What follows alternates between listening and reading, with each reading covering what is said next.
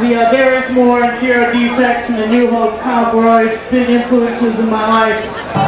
And it's a pleasure to give you this next song. Living fucking Jack!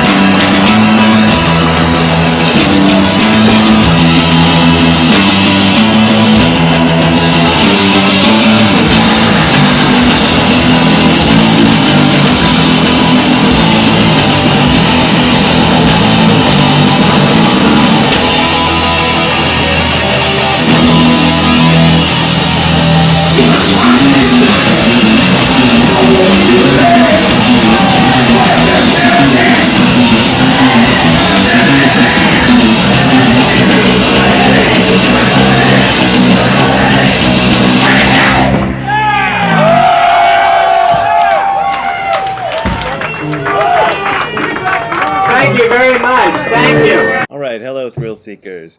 That was By the Day by Zero Defects, and at the end of the video I'll show you how that riff is supposed to be played, as opposed to how I always play it. So, Thrill Seekers, I have a question, and since before your sun burned hot in space, and before your race was born, I have awaited a question. And here's the question. Hi Brad, congratulations on getting married. Thank you. It was, well, it was back in June, but thank you. I have a question about Zen and being an author. I wanted to be a fiction writer almost all my life, and I'm almost done working on my first novel. Congratulations. I have also been practicing Zen meditation for 9 years, so very much a beginner. Well, 9 years is, you know, it's not that much of a beginner. It's a good, you know, it's a good long time. I'm wondering if these two things aren't a bit at odds with each other. Writing fiction requires diving into fantasy, and any kind of writing demands long thought. Is that part of being in the moment, or the antithesis of it? As an author yourself, how do you reconcile these two things? So that was a good question. I cut it out, but I sneezed in there in between them. So yeah, I wanted to be an author most of my life. Ever since I can... pretty much as far back as I can remember. I was writing stories, short stories, when, well, I know when we lived in Africa I was already doing it, and we came back when I was 11 years old, so before I was 11 years old, I don't know, 8, 9, 10 years old, who knows, somewhere around in there, I started writing little short stories, poems occasionally, songs that at the time I couldn't even play because I didn't really start playing guitar until I was 14, yeah, comic books. I wrote my own little comic books and stuff. And I thought I'd give you, before I answer my question, or the question, I'll give you my little, what I have of visuals to illustrate this. Now, I don't have any of the stuff that I wrote when I was a really little kid, except my sister actually does have one piece. It's at her house. One of the things I wrote, a poem I wrote, was published in the yearbook of the Nairobi International School when I was in 5th grade. And it was a poem with a little cartoon that went with it, and the poem went, "I thought I saw a pig, but he was doing a jig. I know that this sounds dumb, but he was on my thumb. He wasn't very big, as you know a pig, 2 inches tall, isn't big at all. He was small, bouncing a ball, that's all." That was my poem. Still remember it. Don't have any of that stuff other than the one my sister has, but there was a bunch of it. The most prominent thing that you can still find if you go on Amazon is this. This is the only piece of fiction that I wrote that was actually published by a legit publisher, the LA company based in Poland. And this is a cover by my friend Alex Wald, and it's called Gill, Women of the Prehistoric Planet. I think this was the best of the novels that I wrote. I don't claim it's a fantastically great work of art, but there it is. And let's see, I had 2 short stories. These are before I wrote Hardcore Zen, published in a couple of magazines, and I'm surprised. I found these just recently, and I'm surprised I saved them at all. I just found them a few months ago. This was a magazine called Lost World, Science Fiction and Fantasy, and God, I don't even want to show you the story. It's terrible. There's the story. Welcome to Memnet. It was very bad trying to be Philip K. Dick, piece of science fiction. Terrible, don't like it. Another piece got published in this magazine called The Alien, which was a magazine printed in English for English-speaking people living in Japan. And this is the story. It was kind of a parody of, I was working in the intellectual property thing. I was working for Tsuburaya Productions at the time, and it was kind of a parody of the way intellectual property works. And I have like the real Godzilla, only I call him Gotala to avoid any rights issues, attacking Tokyo, and then the makers of Godzilla are trying to stamp a copyright notice on its foot so that they can prove that they own it. And the last thing I'll show you, this, I don't know if this counts as publishing. This was a little magazine put out, obviously Xeroxed, for people on the JET program, the Japan Exchange Teaching Program, when I was in Japan. And I wrote this comic story, wrote and illustrated. Let me show you. It's a 1, 2, 4 pages, is that? Anyway, it was sort of a parody of Ultraman. I'm especially proud of this. Oops, there's this panel I wrote with the monster. Drew that.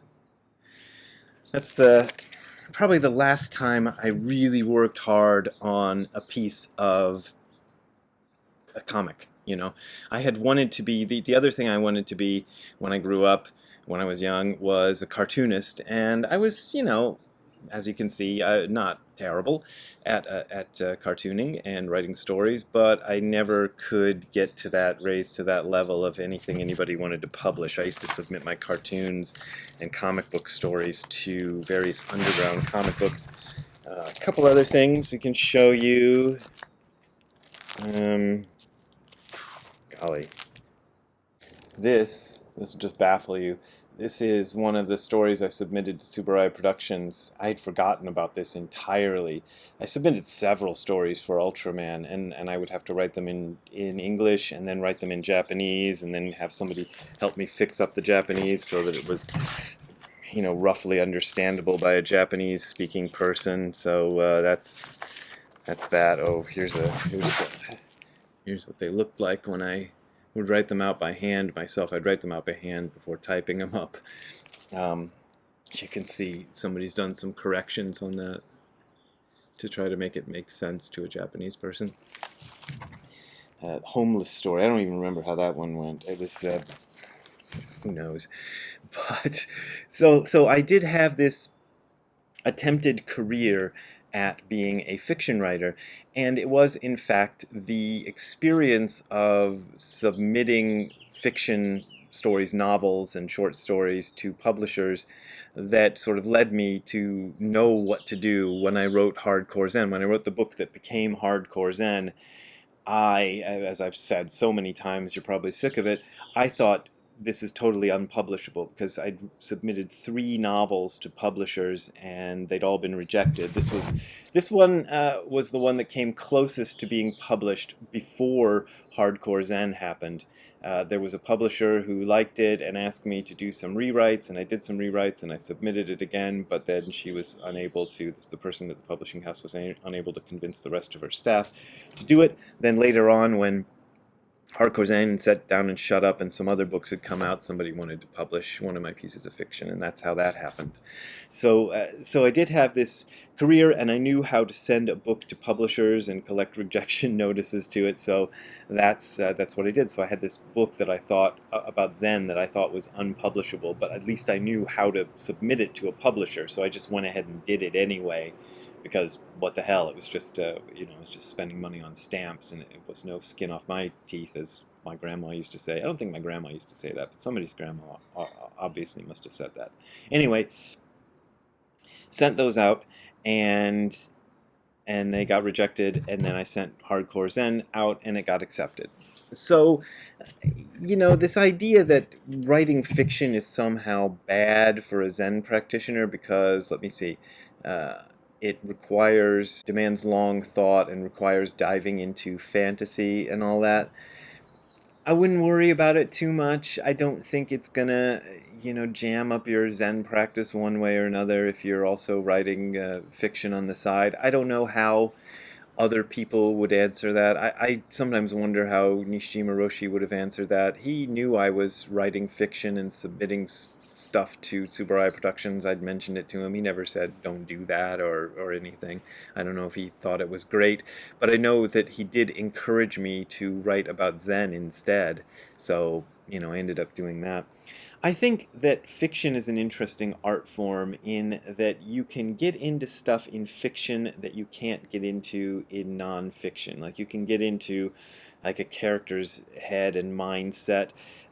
Philip K. Dick is probably my biggest sort of fiction book hero, science fiction writer. Philip K. Dick wrote the book that became Blade Runner. That's what he's best known for, if you don't know who Philip K. Dick is.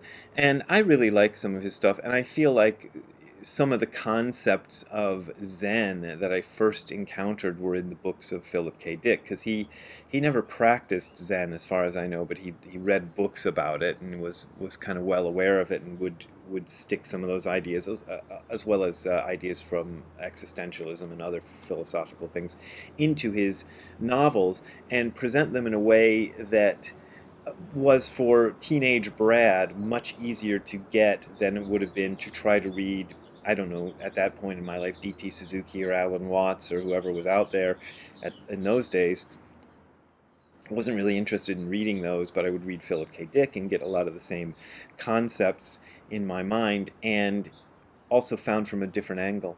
And I've also attempted to write fiction since then, and nothing's ever come of it. I did finish one novel back in 2016 that I couldn't sell, so that's gone. And then I attempted another one more recently that I never could get anywhere with. I got a few chapters into it and then gave up. I put some of it on my Patreon page, and maybe I put it on my blog too. So if you're a Patreon subscriber and you scroll through, you can find maybe from about 6 months or so ago, I decided to put up what I had of that unfinished novel up there, and so it's up there for the world to see for whatever it's worth. But yeah, I don't think there's anything wrong with trying to write fiction. It's just another thing you do. It's another form of art that you're working on, like the bass that I work on playing, which I showed you at the beginning of this video. That's another form of art, and I don't think there's anything wrong with working on art. And just because you're required to think about it and stuff, well, you're probably going to think about stuff anyway, so no big deal. I wouldn't worry about it. So if you're writing fiction, don't worry about it. Okay, that's it. And if you want to help me in my writing career, which doesn't make me money, but these videos do, you can go to the URL you're seeing on the screen below, which is, hardcorezen.info/donate. That is hardcorezen.info/donate. There you will find links to my PayPal and Patreon accounts. Those are pretty much my only way of making a living. That's one thing I would tell you about writing, is you're probably not going to make a living at it. Some people do. The only way I've been able to make a living as a writer is by doing ancillary things such as these YouTube videos and tours and stuff. I've never made, I wouldn't say I've never made any money on writing, but I certainly couldn't make a living on it, even after, I don't know how many years in the business, since 2004, 16 years in the business of being a professional writer. I have yet to make money at it. I only make money at doing these videos and begging for money on YouTube, not from books. So, but as always, I offer this advice, writer's advice, for free, so you don't gotta pay if you don't want to pay. We will see you later. I will show you how that song is supposed to be played at the end of the video. Have a good time all the time. Bye. Alright, so here's what I was supposed to be playing on that song By the Day by Zero Defects. If I slow down the riff, it goes like this. Let me try it again.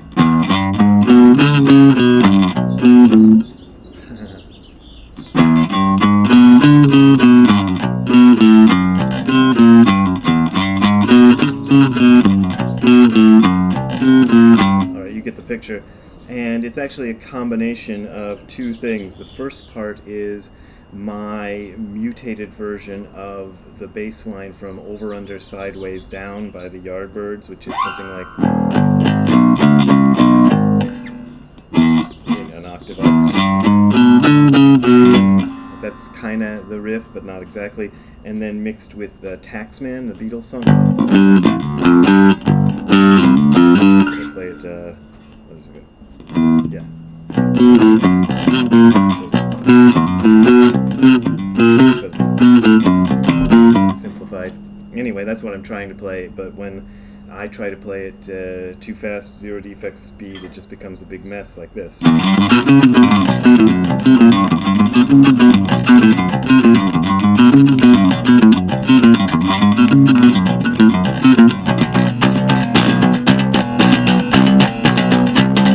Anyway, that's it. See you later. Have a good time all the time. I said that already. Bye. Ziggy, what do you think of my bass playing? Am I a good bass player? Do you like it? You like hearing me play bass? Sure you do. Alright, you want to go back inside? Alright, we'll go back inside. See you later, bye. Ziggy.